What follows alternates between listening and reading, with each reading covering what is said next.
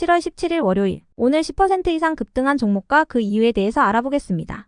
오늘 장은 오후 4시 30분 키움증권 기준으로 코스피 지수는 0.35% 하락한 2619.00포인트로 마감했습니다. 외국인과 기관은 매도로 임한 가운데 개인은 매수로 대응했네요.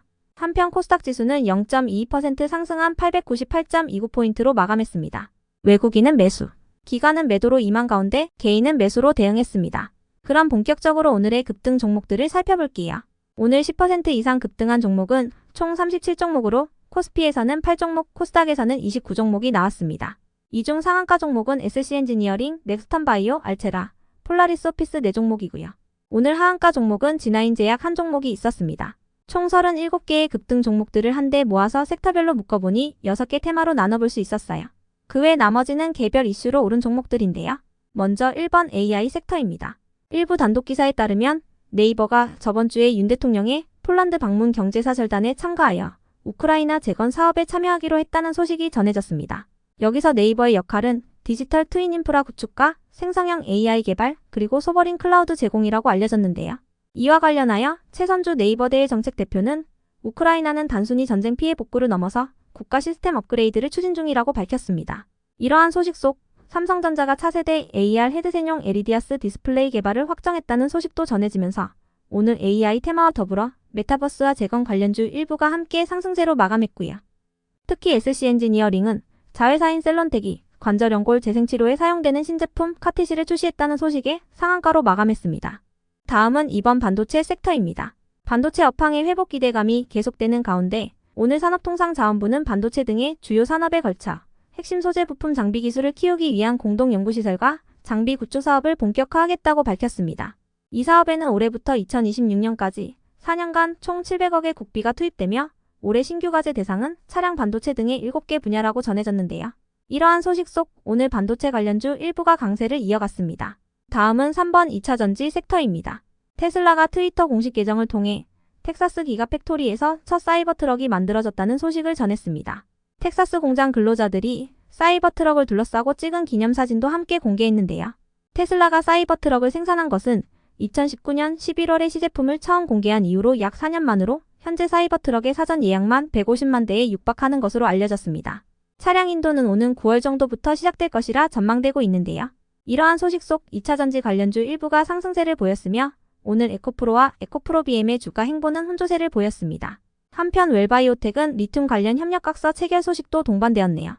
다음은 4번 스마트 팩토리 섹터입니다. 글로벌 협동로봇 시장에서 한국, 중국, 일본 간의 경쟁이 치열해지고 있다고 전해진 가운데 영국 시장조사기관 테크나비오는 올해부터 2027년까지 스마트 제조 시장 규모가 연평균 13.95%의 성장률을 기록할 것이라는 분석을 내놓았습니다. 전체 시장 규모는 203억 달러로 증가할 것이라고 하는데요.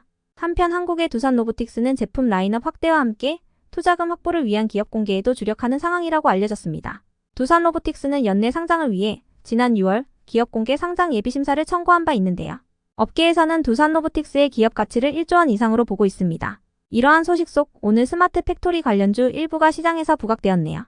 다음은 5번 방위 산업 섹터입니다. 현재 한국은 세계 방산 분야 수출 9위 나라인데요. 2027년에 한국이 방산 분야 4대 수출국으로 도약할 경우 방산 매출액이 29조 원으로 증가하고 고용도 6만 9천 명으로 늘어날 것이라는 분석이 나왔습니다. 한편 국방부는 오늘 우크라이나로의 군수물자 지원에서 살상 무기는 제외한다는 방침을 재확인했다고 하는데요. 대신 우크라이나를 방문한 윤 대통령은 우크라이나에 지뢰 탐지기를 포함한 안전장비 지원을 확대하기로 했다고 전해졌습니다. 해당 소식에 방산 관련주 일부가 상승세를 보였고 그 중에서도 웰크로는 방탄복 수출 이력이 부각된 모습이었네요. 다음은 6번 장마 4대강 섹터입니다.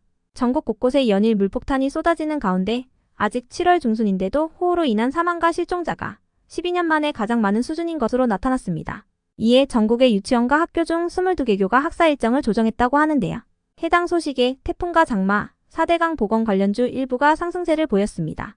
그 외 나머지는 개별 이슈로 오른 종목들인데요. 먼저 이구산업은 구리가 탈탄소 시대의 새로운 석유로 떠오르고 있는 가운데 구리 공급 부족의 가능성이 제기되면서 수혜주로 급등했습니다. 이어서 난치성 혈관질환 신약 개발 전문기업인 큐라클은 오늘 궤양성 대장염 치료제 신약 후보물질인 CU104의 임상 이상 시험 계획을 동유럽 3개국 규제 당국에 제출했다고 밝혀 강세였고요. 다음으로 우양은 K-팝 등 한류에 빠진 미국인들에게 한국식 핫도그가 열풍을 불러일으키고 있다는 보도가 나오면서 코스트코에 고메치즈 핫도그를 납품하고 있다는 사실이 부각되며 상승했습니다. 한편 MFN 코리아와 스튜디오 산타클로스의 오늘 급등 이유는 파악되지 않았고요. 다음으로 메디콕스는 오늘 별다른 호재나 공시는 없었으나 최근 조선업황 회복 기대감 속에서 강세를 보이는 종목이니 참고해주세요. 이어서 ELP가 상승했는데요. 일부 언론에 따르면 테슬라가 운전석과 조수석 전면을 가득 채우면서 운전자와 동승자가 서로 다른 화면을 볼 수 있는 디스플레이 개발을 추진하고 있는 것으로 알려졌습니다. 테슬라는 유기발광 다이오드를 기반으로 이 같은 기능을 구현하기 위해 삼성과 LG 등 글로벌 디스플레이 업체와 개발 협력을 타진하고 있다고 하는데요. 해당 소식에 관련주인 ELP가 급등세로 마감했습니다. 한편 HFR은 최근 128억 원 규모의 중계전송 장비 공급 계약 체결 소식이 지속 호재로 작용되는 모습이었네요. 끝으로 오늘은 하한가를 간 종목도 한개가 있었는데요. G9 제약은 상장 폐지를 앞두고 적리매매 기간 중 약세로 마감했습니다. 상장 폐지 기간에는 하한가나 상한가 제도가 없기 때문에 50% 급락세를 보였습니다. G9 제약의 적리매매 기간은 이번 주 목요일까지입니다. 여기까지 오늘 10% 이상 급등한 종목들을 알아보았습니다.